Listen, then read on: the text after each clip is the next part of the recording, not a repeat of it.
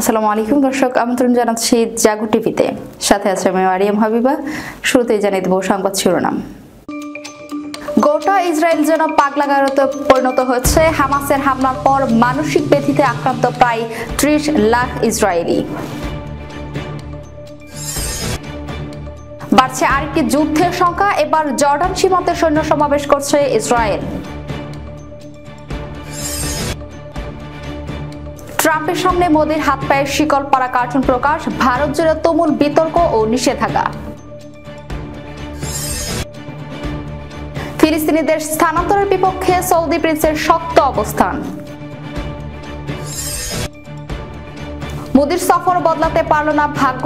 দ্বিতীয় দফায় অবৈধবাসী ফেরত এবারও হাত পা শিকলে বেঁধেই।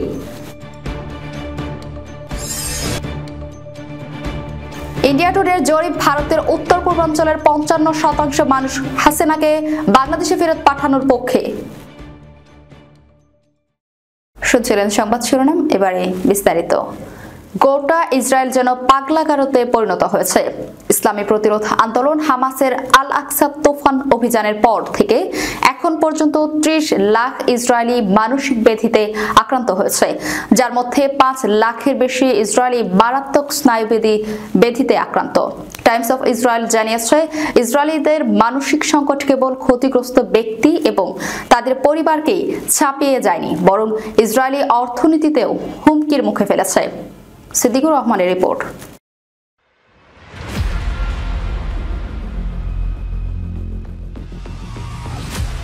ইসরায়েলি গণমাধ্যমে বলা হয়েছে, ফিলিস্তিনি সামরিক অভিযান আল আকসা তুফান অভিযান ছিল ফিলিস্তিনিদের ওপর হত্যাকাণ্ড, আল আকসা মসজিদের পবিত্রতা নষ্ট করা এবং ফিলিস্তিনি ভূমি বছরের পর বছর ধরে দখল করে রাখার ক্ষেত্রে তেল আবিব সরকারের ধারাবাহিক অপরাধযজ্ঞের পাল্টা প্রতিক্রিয়া। হিব্রু ভাষার সংবাদ মাধ্যমগুলো জানিয়েছে, এই অভিযানটি গাজা এবং অধিকৃত ফিলিস্তিনি অঞ্চলের মধ্যবর্তী সীমান্ত এলাকার ২০২৩ সালের ৭ অক্টোবর শুরু হয়েছিল এবং বেশ কয়েকদিন ধরে অব্যাহত ছিল, যার ফলে বিপুল সংখ্যক ইসরায়েলি নিহত, আহত এবং বন্দী হয়েছিল। ইসরায়েলের গণমাধ্যম হারেৎস বলেছে, এই অভিযানটি ইতিহাসে নজিরবিহীন এবং শাসক গোষ্ঠীর জন্য একটি বড় পরাজয় হিসেবে বর্ণনা করেছে। এদিকে চ্যানেল 12 জানিয়েছে যে ইসরায়েলি ক্যাবিনেট অফিসের অবজারভারের প্রতিবেদন অনুযায়ী ২০২৩ সালের আল আকসা তুফান অভিযানের পর অনেক ইহুদিবাদী বিপজ্জনক স্বাস্থ্য ও মানসিক সংকটে ভুগছেন।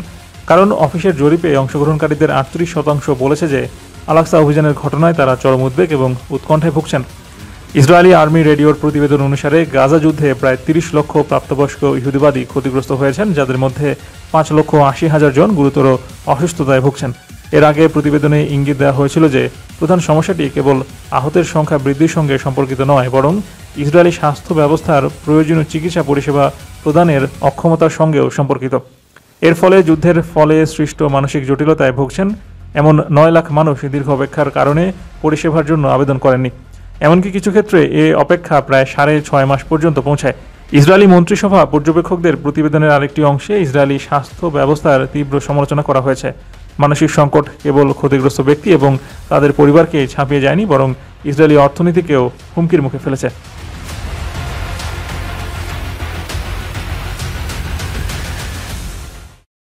বাড়ছে আরেকটি যুদ্ধের সংখ্যা। এবার জর্ডান সীমান্তে সৈন্য সংখ্যা বাড়ছে। ইসরায়েলি বাহিনীর সীমান্ত এলাকা জুড়ে আগে থেকেই সেনা মোতায়েন ছিল, কিন্তু সম্ভাব্য নিরাপত্তা ঝুঁকির কথা মাথায় রেখে সেনা সংখ্যা দ্বিগুণ করেছে তেল আবিব।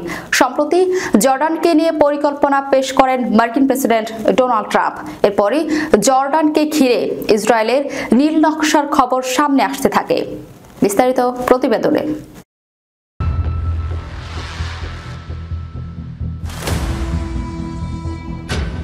নানা অজুহাতে প্রতিবেশী দেশে হামলা চালাতে জুড়ি নেই ইসরায়েলি প্রধানমন্ত্রী বেনিয়ামিন নেতানিয়াহুর। এর আগে সুযোগ বুঝে সিরিয়ায়ও ঢুকে পড়েছিল ইসরায়েলি সেনাবাহিনী। লেবাননেও বিশৃঙ্খলার সুযোগে দেশটির বিশাল অঞ্চল জুড়ে আসন জমিয়ে বসেছে তারা। এবার নেতানিয়াহুর নজর জর্ডানের দিকে। ইসরায়েলি গণমাধ্যম চ্যানেল 12-এর বরাতে মিডল ইস্ট মনিটর বলছে, জর্ডান সীমান্তে সেনা দ্বিগুণ করেছেন নেতানিয়াহু। বলা হচ্ছে, নিজেদের পূর্বাঞ্চলীয় সীমান্ত দিয়ে অনুপ্রবেশ ও মাদকের চোরাচালান ঠেকানোই এর মূল লক্ষ্য। তবে হঠাৎ করে ৫ কোম্পানি থেকে বাড়িয়ে শূন্য ১০ কোম্পানি করায় ইসরায়েলের অভিসন্ধি নিয়ে প্রশ্ন জেগেছে। বিশেষ করে জর্ডানে ফিলিস্তিনিদের ঠেলে পাঠানোর প্রস্তাবের মাধ্যমেই এমন ঘটনা সন্দেহ তৈরি করেছে। জর্ডানও ইরানের প্রভাব বলয়ের অংশ বলে দীর্ঘদিন ধরেই অভিযোগ করে আসছে ইসরায়েল। তেল আবিবের দাবি, এই সীমান্তে চোরাচালানের পেছনে ইরানের হাত রয়েছে। আবার সীমান্ত এলাকায় ইসরায়েল বিরোধী মনোভাবও প্রবল। গেল বছরই এমন কয়েকটি ঘটনায় ইসরায়েলি কয়েকজন সেনা প্রাণ হারান। গেল সেপ্টেম্বরে সীমান্ত এলাকায় গিয়ে নেতানিয়াহু জোরগোড়ায় বলেছিলেন জর্ডান সীমান্তে শক্তিশালী প্রাচীর তৈরি করা হবে।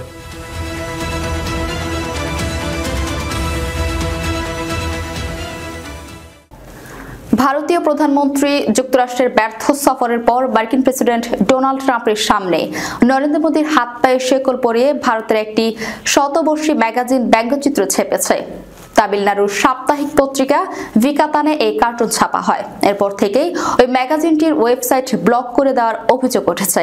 এই ঘটনায় ভারতে তোলপাড় শুরু হয়েছে। সিদ্দিকুর রহমানের রিপোর্ট।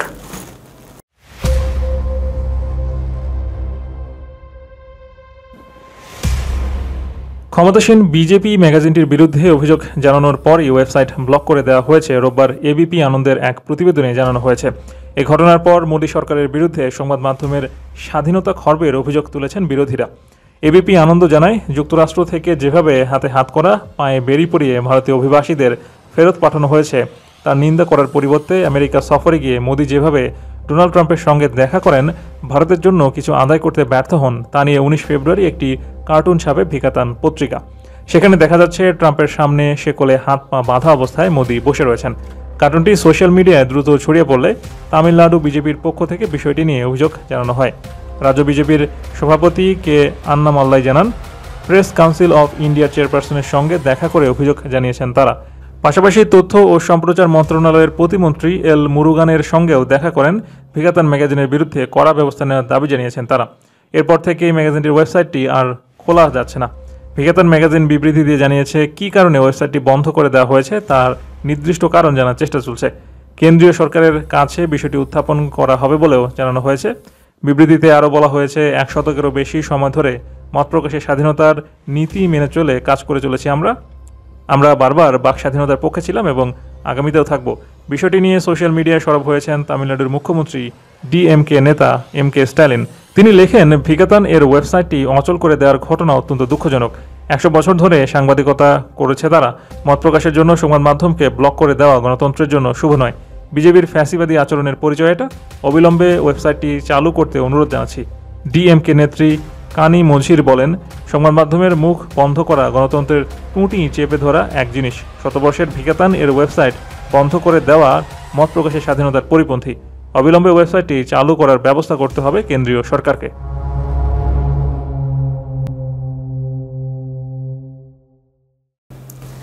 মিউনিখ নিয়ে নিরাপত্তা সম্মেলনে সৌদি আরবের প্রিন্স তুর্কি আল ফয়সাল গাজার পুনর্গঠন এবং ফিলিস্তিনিদের স্থানান্তরের ব্যাপারে মার্কিন প্রেসিডেন্ট ডোনাল্ড ট্রাম্পের প্রস্তাব প্রত্যাখ্যান করেছেন। তিনি গাজার জন্য মার্কিন নেতৃত্বাধীন এবং মার্শাল পরিকল্পনার প্রস্তাব দিয়েছেন। প্রিন্স তুর্কি বলেন, ট্রাম্পের প্রস্তাব অকার্যকর এবং এর পরিবর্তে তিনি ওয়াশিংটনকে গাজার পুনর্গঠনে সহায়তা করার আহ্বান জানান। তিনি আরও বলেন, গাজাবাসীদের তাদের মাতৃভূমিতে থাকতে দেওয়া উচিত। আল আরাবিয়া নিউজের হ্যাডলি গ্যাম্বলকে এক সাক্ষাৎকারে আল ফয়সাল বলেন, এটি একটি দারুণ বিকল্প যা ইসরায়েল এবং তার আরব প্রতিবেশীদের মধ্যে সংঘাতের চূড়ান্ত সমাপ্তি বিবেচনা করবে। তিনি দ্বিতীয় বিশ্বযুদ্ধের পর ইউরোপে বাস্তবায়িত মার্শাল পরিকল্পনাকে গাজার জন্য বিবেচনা করার প্রস্তাব দেন। আমেরিকা ইউরোপ পুনর্নির্মাণ করেছে, জনগণ তাদের জায়গায় থেকেছে, তারা ইউরোপ থেকে সরিয়ে নেয়নি বলেন তিনি। এর আগে ট্রাম্প গাজার দখল করে ফিলিস্তিনিদের অন্যত্র স্থানান্তরের পরিকল্পনা ঘোষণা করেছিলেন। তার উদ্দেশ্য ছিল গাজাকে পুনর্নির্মাণ করা এবং সেখানে একটি মধ্যপ্রাচ্যের রিভেরা তৈরি করা। দ্বিতীয় দফায় 116 অবৈধ অভিবাসীকে শনিবার রাতে ভারতে ফেরত পাঠিয়েছে আমেরিকা। তবে হাতকড়ার শিকল বিতর্ক এবারও পিছু ছাড়ল না। অবৈধ অভিবাসীদের নিয়ে আমেরিকার বিমান পৌঁছায় ভারতে। সংবাদ সংস্থা পিটিআই অনুসারে শনিবার রাতে আমেরিকা থেকে ফেরা এক অভিবাসী দাবি করেছেন, তাদের হাতকড়া পরিয়েই বিমানে আনা হয়েছে। শুধু তাই নয়, তাদের পায়েও শিকল বাঁধা ছিল।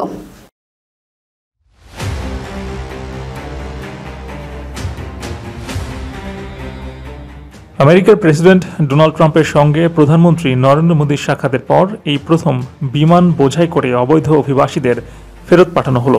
এর আগে গত 5 ফেব্রুয়ারি ট্রাম্পের পাঠানো সামরিক বিমানে ভারতীয় অভিবাসীদের হাতকড়া পরিয়ে শিকল বেঁধে নিয়ে আসা হয়েছিল। তা নিয়ে বিতর্কও হয়েছিল। সংসদেও প্রশ্ন ওঠে, কেন এইভাবে অভিবাসীদের ফেরত পাঠাচ্ছে আমেরিকা। বিতর্কের পরেই দুদিনের সফরে যান মোদি এবং হোয়াইট হাউসে ট্রাম্পের সঙ্গে বৈঠক করেন। দুই রাষ্ট্রনেতার বৈঠকের পর দ্বিতীয় দফায় অভিবাসীদের কী অবস্থায় ফেরত পাঠানো হয় সেদিকে কৌতূহলী নজর ছিল গোটা দেশের। মোদি সরকারের কূটনীতি কতটা সফল হবে তা নিয়ে অপেক্ষায় ছিল দেশ। কংগ্রেস নেতা তথা প্রাক্তন কেন্দ্রীয় মন্ত্রী পি চিদম্বরম সামাজিক মাধ্যমে সেই কৌতূহল উস্কে দিয়ে লেখেন, এটি ভারতীয় কূটনীতির পরীক্ষা। সেই কৌতূহলের মাঝেই শনিবার রাত 11:30টার কিছু পরে আমেরিকান সামরিক বাহিনীর C-17 গ্লোবমাস্টার অবতরণ করে ভারতের অমৃতসর বিমানবন্দরে। এবারও ভারতীয় অভিবাসীদের হাত করা পরিয়ে শিকলে বেঁধে নিয়ে আসা হয়েছে।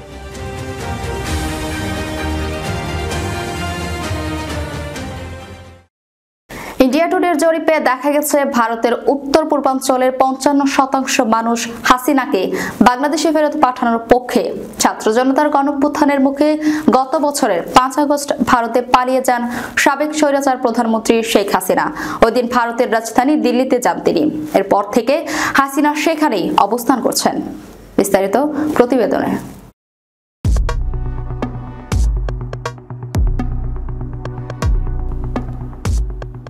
দেশ ছেড়ে পালানোর পর হাসিনার বিরুদ্ধে হত্যা ও মানবতা বিরোধী অপরাধের অভিযোগে শতাধিক মামলা হয়েছে। এসব মামলায় বিচারের মুখোমুখি করতে তাকে ফেরত চেয়েছে বাংলাদেশ। তবে ভারত সরকার এ ব্যাপারে সাড়া দিচ্ছে না। বাংলাদেশের পক্ষ থেকে হাসিনাকে ফেরত দিতে নোট ভার্বাল ও অন্যান্য কাগজপত্র পাঠানো হয়েছে। ভারতীয় সরকার হাসিনাকে ফেরত দিতে অনীহা দেখালেও দেশটির উত্তর পূর্বাঞ্চলের 55% মানুষ চান তাকে যেন বাংলাদেশে পাঠিয়ে দেওয়া হয়। সংবাদ মাধ্যম ইন্ডিয়া টুডের মুড অব দ্য নেশন জরিপে উঠে এসেছে এমন তথ্য। এতে প্রশ্ন করা হয়, বাংলাদেশের সাবেক প্রধানমন্ত্রী শেখ হাসিনাকে ভারতে আশ্রয় দেওয়ার ব্যাপারে আপনার মতামত কি? জবাবে উত্তর পূর্বাঞ্চলের 23% মানুষ বলেছেন, হাসিনা ভারতের মিত্র ছিলেন, তাই তাকে আশ্রয় দেওয়া ঠিক ছিল। আর পুরো ভারতের 37.6% মানুষ এটির পক্ষে মত দিয়েছেন। তবে বাংলাদেশের বর্তমান সরকারের সঙ্গে ভালো সম্পর্ক করতে হাসিনাকে এখন ফেরত পাঠানোর পক্ষে মত দিয়েছেন উত্তর পূর্বাঞ্চলীয় 55% মানুষ। অপরদিকে পুরো ভারতের 21.1% চান হাসিনাকে এখন ভারত সরকার ফেরত পাঠিয়ে দিক। এছাড়া পুরো ভারতের আরও 29% মানুষ চান শেখ হাসিনা যেন আর ভারতে না থাকেন। তবে তারা চান হাসিনাকে যেন বাংলাদেশে ফেরত না পাঠিয়ে অন্য দেশে চলে যেতে বলা হয়। অপরদিকে উত্তর পূর্বাঞ্চলীয় ভারতের 16% মানুষ এটির পক্ষে মত দিয়েছেন।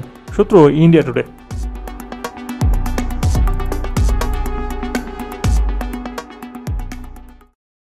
দর্শক, যাবার আগে শিরোনামগুলো জানিয়ে দেব আরো একবার।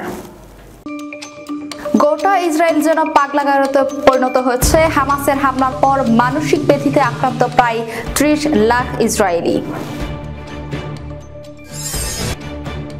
বাড়ছে আরেকটি যুদ্ধের সংখ্যা। এবার জর্ডান সীমান্তে সৈন্য সমাবেশ করছে ইসরায়েল। ট্রাম্পের সামনে মোদির হাত পায়ে শিকল পরা কার্টুন প্রকাশ। ভারত জুড়ে তুমুল বিতর্ক ও নিষেধাজ্ঞা। ফিলিস্তিনিদের স্থানান্তরের বিপক্ষে সৌদি প্রিন্সের শক্ত অবস্থান। মোদির সফর বদলাতে পারল না ভাগ্য। দ্বিতীয় দফায় অবৈধবাসী ফেরত এবারও হাত পা শিকলে বেঁধেই।